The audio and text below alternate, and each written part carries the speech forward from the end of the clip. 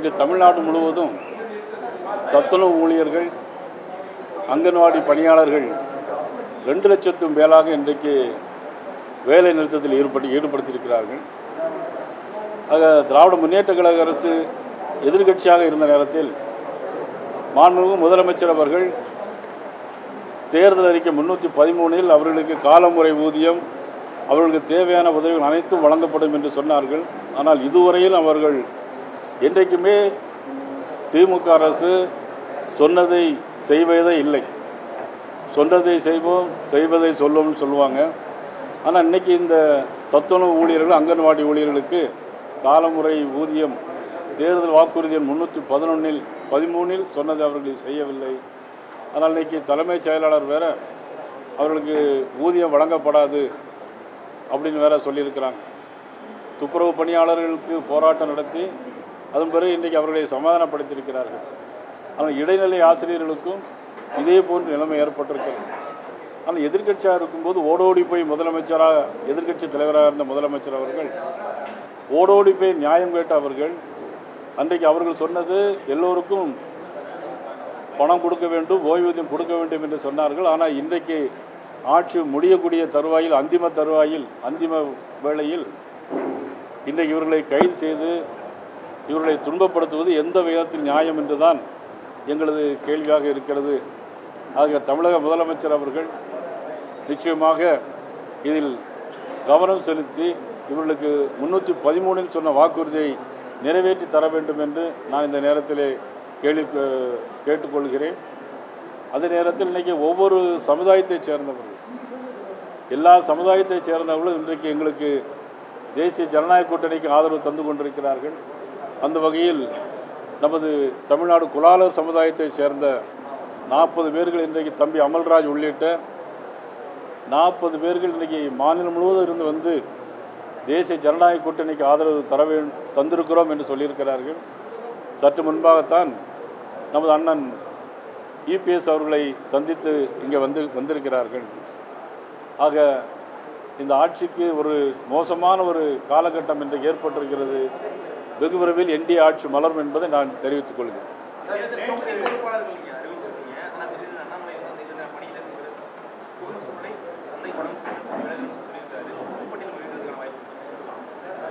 உண்மையிலேயே எனக்கு இந்த ஊடகங்களை நினைச்சா ரொம்ப வருத்தமாக இருக்குது. அதுவும் பாலிமர் டிவி பார்த்தா ரொம்ப வருத்தமாக, வேதனையாக இருக்குது. பாலிமர், நீங்கள் எந்த டிவி? பாலிமர் டிவியா?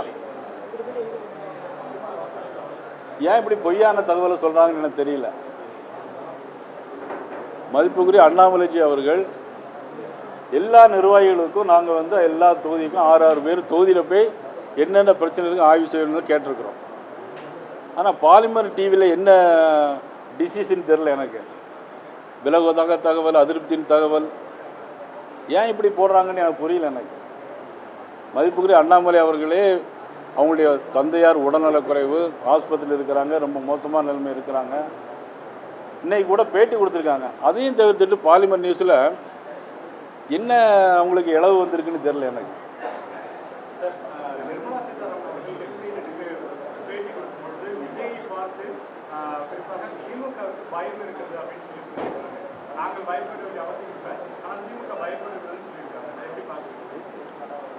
திமுக இன்னைக்கு விஜய் மட்டுமா பார்த்து பயப்படுறாங்க?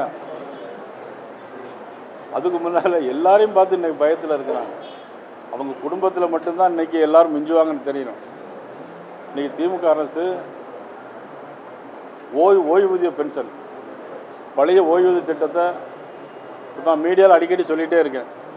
நம்ம சத்துணவு ஊழியர்கள் இன்றைக்கி போராட்டம் பண்ணுறாங்க. தேர்தல் அறிக்கை 313. ஆனால் பழைய ஓய்வூதிய திட்டத்தை பார்த்திங்கன்னா அவங்க எப்போ தரேன்னு சொல்லியிருக்காங்க? அடுத்த ஜூன் மாதம் அவங்க ஆட்சியில் இருப்பாங்களா? இருக்க மாட்டாங்க. அப்போ கொடுக்காதவர்கள் எதையோ காட்டின மாதிரி இன்றைக்கி திமுகவுடைய நிலைமை அவ்வளோ மோசமாக போயிடுச்சு. நீங்களே நினச்சி பாருங்கள். நீங்கள் தேர்தல் அறிக்கையில் சொல்லியிருந்தாங்க பழைய ஓய்வு திட்டத்தை. ஆனால் இன்றைக்கி வரை தந்திருக்காங்களா? தரல. கொடுத்துருக்கணுமா வேண்டாமா? கொடுத்துருக்கணும். ஆனால் அடுத்த மாதம் தரேன்னு சொன்னால் அதையும் கேட்டுட்டு போயிருக்காங்க அதிகாரிகள். டாக்டர் ஜியோ எப்படி ஏமாத்தினாங்கன்னு எங்களுக்கு அதை பற்றி எங்களுக்கு தெரியல. அதனால் இன்றைக்கி இந்த ஆட்சி மோசமான ஆட்சி. இன்றைக்கி மத்திய நிதியமைச்சர் போட்டுக்கிற பட்ஜெட்டில் இன்றைக்கி பார்த்தீங்கன்னா தமிழ்நாட்டுக்கு இன்றைக்கி வந்தே பாரத் ரயில் ஏற்கனவே 11 ரயில் கொடுத்துருக்காங்க. இந்த பட்ஜெட்டில் பார்த்தீங்கன்னா இன்றைக்கி சென்னை பெங்களூர் ஹைதராபாத் புல்லட் ட்ரெயின் ஜப்பானில் ஓடுற மாதிரி ட்ரெயின் வரப்போகுது. இன்றைக்கி தென்னை விவசாயிகள் பார்த்தீங்கன்னா அதிகமாக தென் மாநிலங்களில் தான் இன்றைக்கி தென்னை விவசாயிகள் அதிகமாக இருக்கிறாங்க. அவர்களுக்கு அதிகமாக நிதி ஒதுக்கி கொடுத்து அது காரணம் என்னென்னா மத்திய விவசாயத்துறை அமைச்சர் சிவராஜ் சிங் சவுகான் அவர்கள் கோயம்புத்தூருக்கு 2 முறை வந்து அங்குள்ள தென்னை விவசாயிகளெல்லாம் பார்த்து பேசி அதனுடைய அடிப்படையில் நமது தமிழக பாரதிய ஜனதா கோரிக்கையை ஏற்று இன்றைக்கி தென்னை விவசாயிகளுக்கும் முந்திரி விவசாயிகளுக்கும் அதிகமான திட்டங்கள் இன்றைக்கி மத்திய அரசு அறிவித்திருக்கிறது. இன்றைக்கி பார்த்தீங்கன்னா 1042 கிலோமீட்டர் ரயில். இன்றைக்கி எல்லாரும் பேருந்தில் போகிறத விட ட்ரெயினில் போகிற அதிகமாக விரும்புகிறாங்க. 1042 கிலோமீட்டருக்கு 7300 கோடி ரூபாய் இன்றைக்கி தமிழகத்திற்கு ஒதுக்கி இருக்குது நமது மத்திய ரயில்வே துறை அமைச்சர். ஆனால் நம்முடைய முதலமைச்சர் என்ன சொல்கிறாங்க அப்படின்னா எதுவுமே செய்யலை அப்படின்னு. மாவட்டந்தோறும் மகளிருக்கு பெண்கள் நமது கவர்னருங்க இருக்கிறாங்க. அவங்க தெலுங்கானாவில் இருக்கும்போது குடிப்பதற்காக கிருஷ்ணா தண்ணீரை கொண்டு வரணும்னு தெலுங்கானா கவர்னராக இருக்கும்போதே சொன்னாங்க. ஆனால் மாவட்டந்தோறும் மகளிர்களுக்காக ஒரு இடம் ஏற்படுத்தப்பட்டு மகளிருக்காக உயர்த்த வேண்டும் என்பதற்காக மாவட்டந்தோறும் மகளிருக்காக மையங்கள். இன்றைக்கி ஆதிச்சநல்லூர் அகழ்வாராய்ச்சியில் பார்த்தீங்கன்னா நம்ம திருநெல்வேலி மாவட்டம் அங்கே ஒரு கலாச்சார மையம் ஏற்படுத்தப்படும் சொல்லியிருக்கிறாங்க. தென் மாவட்டத்தில் உள்ள முக்கியமான கனிம வளங்களை கண்டறிந்து அதற்காக அனைத்து ஏற்பாடுகளையும் செய்யப்படும். ஏன்னா இன்றைக்கி நெல்லை மாவட்டத்திலேருந்து அவ்வளவு கனிம வளங்களும் செங்கோட்டை வழியாக இன்றைக்கி கேரளாவுக்கு போயிடுது. அவ்வளவு மணல் க்ரஷர் எல்லாமே. ஆனால் கேரளாவிலேருந்து என்ன தெரியுமா கொண்டு வராங்க? அங்கே உள்ள பயன்படுத்திய மருந்து பொருட்கள் இருக்குல்ல, அங்களுடைய வேல்முருகன் அவங்களுடைய பினராயி விஜயன் அங்கேருந்து பழைய மருந்து கழிவுப் பொருட்கள்லாம் இருக்குல்ல அதெல்லாம் ஏற்று தமிழ்நாட்டுக்கு கொண்டு வராங்க. இங்கேருந்து ஏற்றப்படுவது கனிம வளங்கள் மணல் க்ரஷர் எல்லாமே. அங்கேருந்து கொடுத்து விடக்கூடியது என்ன தெரியுமா? அதை கொடுத்து விடுவாங்க. அவ்வளோதான் நம்முடைய ஆட்சி நடக்குது. இன்றைக்கி காலையில் 11ஆம் கிளாஸ் படிக்கிற பையன் கையில் கஞ்சா வச்சுருக்கான். இன்னைக்கு காலையில் செய்தி.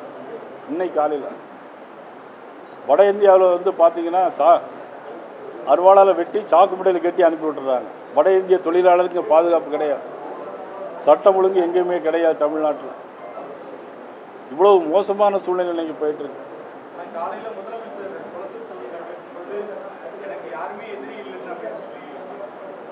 இப்போ நானுமே அவருக்கு எதிரி கிடையாது, நானுமே அவருக்கு நண்பர் தான். அவருடைய ஆட்சி சரியில்லைன்னு தான் சொல்கிறேன். அவருடைய நிர்வாகம் சரியில்லை, அட்மினிஸ்ட்ரேஷன் சரியில்லை. காவல்துறையை கையில் வச்சக்கூடிய முதலமைச்சர் சரிவர செய்ய முடியவில்லை. அப்படி தான் சொல்கிறோமே தவிர அவருக்கு யாரும் எதிரி இல்லை இல்லையா? அவருடைய ஆட்சிக்கு தமிழ்நாடு மக்கள் எல்லோருமே எதிரி.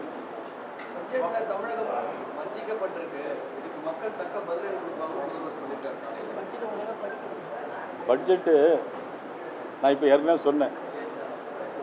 இன்றைக்கி ரயில்வே துறைக்கு மட்டும் இன்றைக்கி கொடுத்துருக்காங்க. செமி கண்டக்டருக்கு 40,000 கோடி ரூபாய், ஆயுர்வேத மருந்துக்கு 10,000 கோடி ரூபாய், மருந்துகளை நவீனப்படுத்தி ஆயுர்வேதற்கு 10,000 கோடி ரூபாய் கொடுத்துருக்காங்க. இப்போ இவங்க ஒரு பட்ஜெட் போடும்போது குறிப்பிட்ட ஒவ்வொரு ஊருக்குமா கொடுக்க போகிறாங்க. மொத்தத்தில் ஒரு பட்ஜெட்டை போடுறாங்க. அதுக்கு பிறகு எந்தெந்த மாவட்டத்திற்கு எந்தெந்த அளவு கொடுக்க வேண்டுமோ அந்தந்த அளவு கொடுக்குறாங்க. அதே மாதிரி அகில இந்தியாவில் போடப்பட்ட பட்ஜெட்டு தமிழ்நாட்டிற்கு என்னென்ன தேவை, ரயில்வேக்கு எவ்வளோ தேவை, மருந்துக்கு எவ்வளோ தேவை, அதெல்லாம் இனிமேல் ஒதுக்கி கொடுப்பாங்க. நான் சொன்னது அகழ்வாராய்ச்சி கனிம வளங்கள் தமிழ்நாட்டுக்கு வருது. 7,000 கோடி ரூபாய் இன்றைக்கி நமக்கு 7,000 கோடி ரூபாய் இன்றைக்கி ரயில்வேக்கு ஒதுக்கிட்டுருக்காங்க. 3042 கிலோமீட்டர் இடம் எடுத்து கொடுக்கணும். 1042 கிலோமீட்டர் இடம் தான் எடுத்து கொடுத்துருக்காங்க. அதிலே 7,300 கோடி ரூபாய். இதில் எங்கே வஞ்சிக்கப்பட்டிருக்குங்கிறது தெரில. அவங்க ஒரு நல்ல ஆளை வச்சு பட்ஜெட்டை படித்து பார்க்கணும். படித்து பார்த்து ஒரு குறை சொன்னால் நல்லாயிருக்கும்.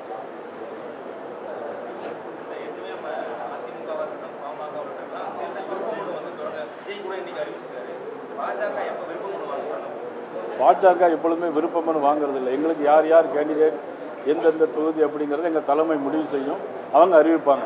அதை பற்றி யாரும் கவலைப்பட வேண்டிய அவசியம் இல்லை.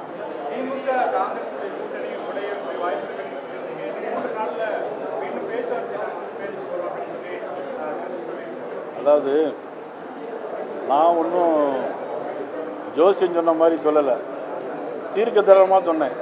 3 மாதத்துக்கு முந்தையே சொன்னேன். நீங்கள் எல்லோரும் மீடியா ஊடகங்கள்லாம் கேட்டுக்கிட்டே இருந்தீங்க, உங்களுடைய கூட்டணி வீக்காக இருக்குது, இங்கே ஸ்ட்ராங்காக இருக்குது. நான் சொன்னேன் எங்களுடைய கூட்டணி ஸ்ட்ராங்காக ஆகும், அவங்களுடைய கூட்டணி உடையும் அப்படின்னு சொல்லியிருந்தேன். அது எப்போ இன்னும் 2 நாளில் பார்க்கணும் அப்படின்னு தெரியும்.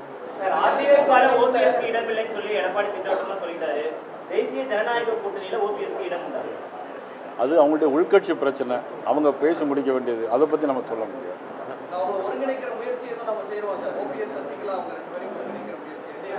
அது அவங்களுடைய உள்கட்சி பிரச்சனையில் நம்ம போய் எப்படிங்க,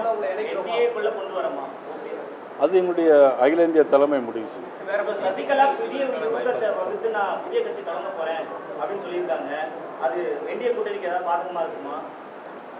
அது அவங்கள்ட்ட தான் கேட்கணும்.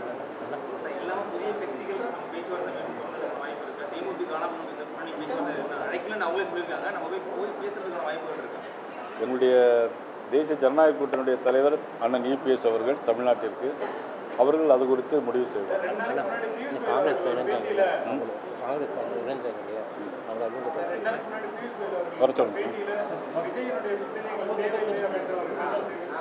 யாரு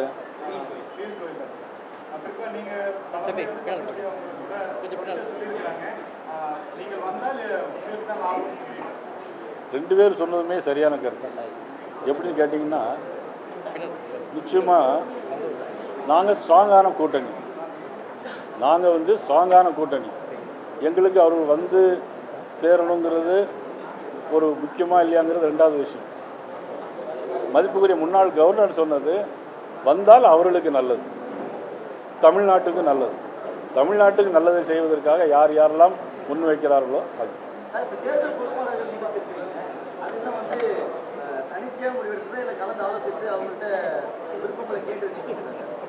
எந்த தேர்தல்?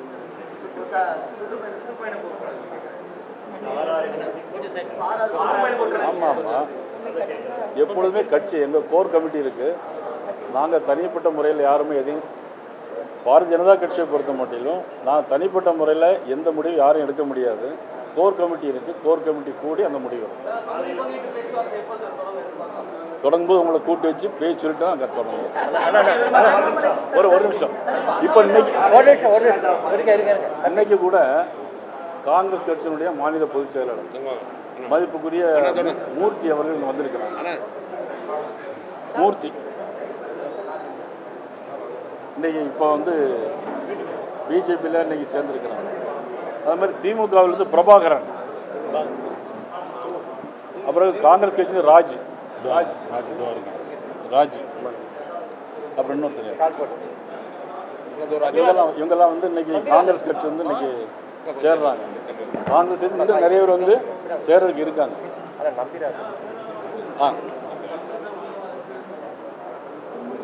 மதிப்புக்குரிய நம்பிராஜன் அவர்கள் கோயில்பட்டியில் முக்கியமான தொழிலதிபர். முன்னாடி ரொம்ப நாள் அதிமுகவில் இருந்தாங்க, அதுக்கு பிறகு எந்த கட்சியிலும் இல்லை. இப்போ பிஜேபியில் தன்னை இணைச்சு கொடுத்தாங்க. இல்லை, அவங்க தமிழ்நாடு குலாலர் சமுதாயம். குலாலர் ஆமாம். ஹெச்ராஜா அவர்கள் நல்ல முறையில் உடல் நிலைமை முன்னேறி கொண்டிருக்கிறது. வெகு விரைவில் அவர்கள் வீடு திரும்புவார். நீங்கள் லேட்டாக வந்தீங்க, முதல்ல பதில் சொல்லுங்க.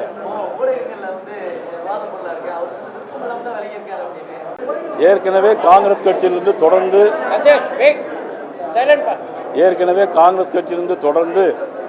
இன்றைக்கு வழக்கறிஞர்கள், பொதுமக்கள் இன்னைக்கு பாரதிய ஜனதா கட்சியில் இன்னைக்கு இணைத்துக் கொண்டிருக்கிறார்கள் என்பதை இந்த நேரத்தில் நான் தெரிவித்துக் கொள்கிறேன். நன்றி. பாலிமர் நியூஸுக்கு மட்டும் அது உடம்பு சரி விலை இருக்கான்னு வந்திருக்கு, மற்ற நியூஸ்லாம் வரலாம்.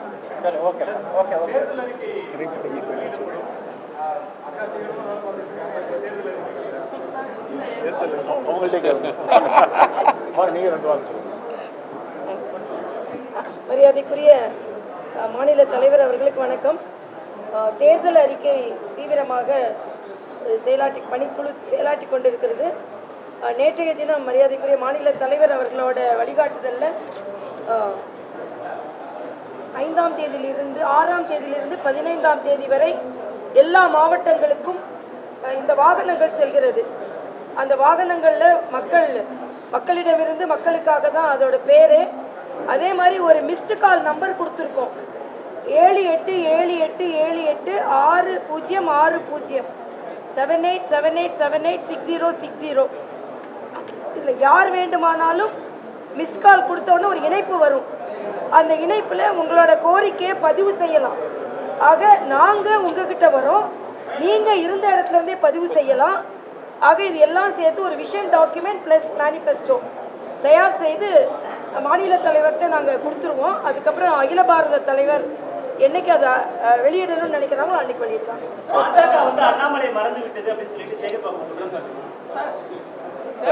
சேகர் பாபுக்கு ஏற்பது அவர் யாரும் மறக்கலையா பார்க்க.